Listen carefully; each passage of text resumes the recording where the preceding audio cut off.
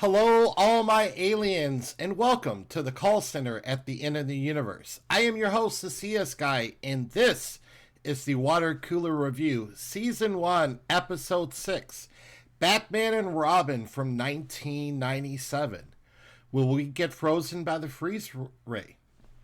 So, we just got done watching Batman and Robin, and thus completing the first four Batmans from Batman, Batman Returns, Batman Forever, and now Batman and Robin. So Chris O'Donnell is back as Robin. And then we get Mr. I'll be back. Arnold comes in as Mr. Freeze. Alicia Silverstone is Batgirl. AKA Barbara Wilson. We're going to talk about her just a little bit later. And then, what's another new Batman movie without a new Batman? Because apparently, if you can't keep the secret and people find out who you are, then you just need to go ahead and change who Batman is. And we get George Clooney comes in. You know, he has to be better than Val, right? Man, we miss Michael Keaton. Too bad you didn't want to play well with others. So, this Batman was... I want to refer to this Batman as the Batman of one-liners. You have classic one-liners in this movie. You know, at the very beginning, Robert goes... I want a car. Chick stick the car. And Batman looks at him and is like, well, this is why Superman works alone. Even Alfred gets in the game until, they're leaving. And Alfred goes, do try to bring the car back in one piece this time. Just giving that nod to the last Batman movie. Let's talk graphics. Or the lack, therefore, of them. So, apparently they used their whole multi-million-dollar budget, whatever how much they had for the graphics, invented a time machine, went back to 1987. That's why it was so cheap, because they didn't have to go back that far. Found the graphics guy who did He-Man and Masters of the Universe, and said, hey, come do the graphics for this movie. It was bad. It was bad. You can clearly see the wax on Robin's lips when he gets Poison Ivy kisses him to the freeze ray. It was so bad.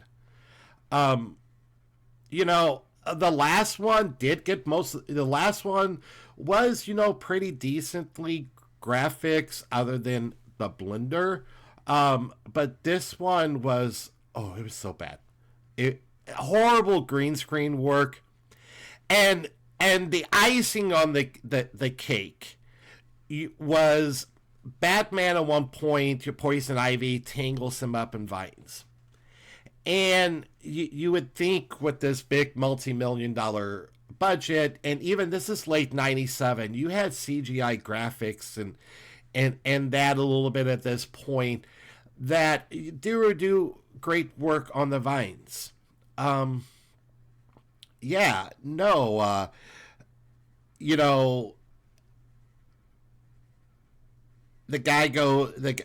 product designer tells the director, hey, you know what? I get this great idea for this scene. And the best thing about it, it's only going to cost us a few dollars. It basically was, go down to your local hobby store. Pick up the little vines you can do for like little mantle displays. It cost you 50 cents, 75 cents, $1. They use those to tangle up. It was bad, guys. It was really, really bad. It was horrible. They probably spent $10 for that. And he was just like, he was like, go for it. Guys, my graphics, yeah, they kind of look good, but they're nowhere close.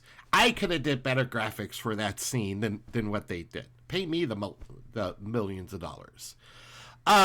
With the with Alicia Stone on the Batgirl to get with her, so they did choose to go with the Batgirl story of being Uncle Alfred versus the Commissioner Gordon's daughter line.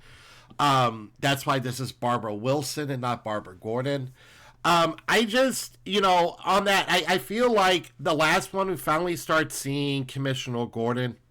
And it would have been good to kind of go with that storyline because we kind of start getting that Commissioner Gordon feel. But what happens when your director doesn't know anything about the whole series and comics of Batman? Well, go ask your 12-year-old nephew, and he'd say, well, Uncle Joe.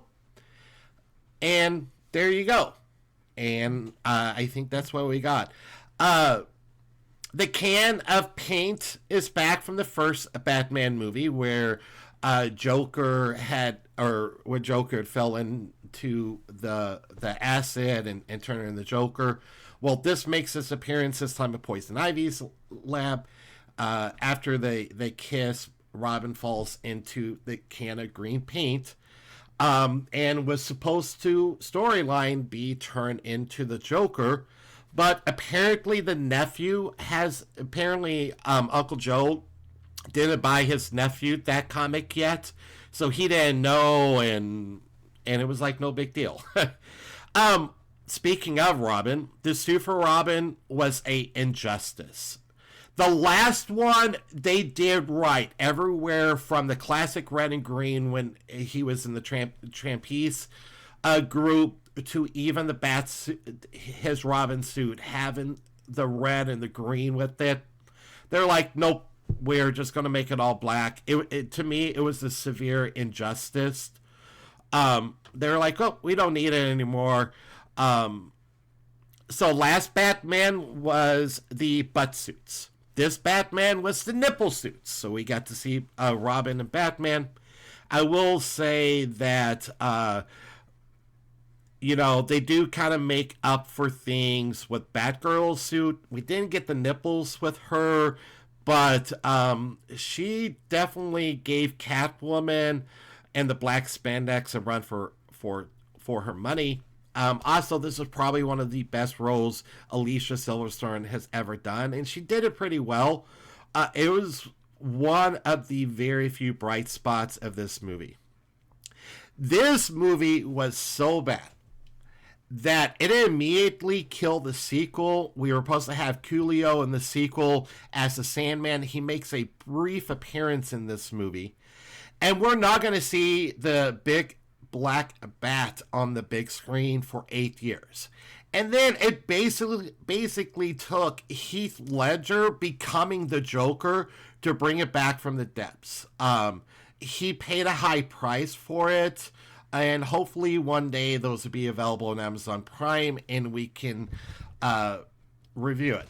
So I'm going to ask the question again. Did we get frozen by the freeze ray? And the theme of the one-liners of this Batman movie, winter has come at last. And we are frozen in horror. I am going to give this a bag of shame rating of a 0.8 out of 10. It gets the bag of shame. Guys, this is bad. This is not even worth watching this at all.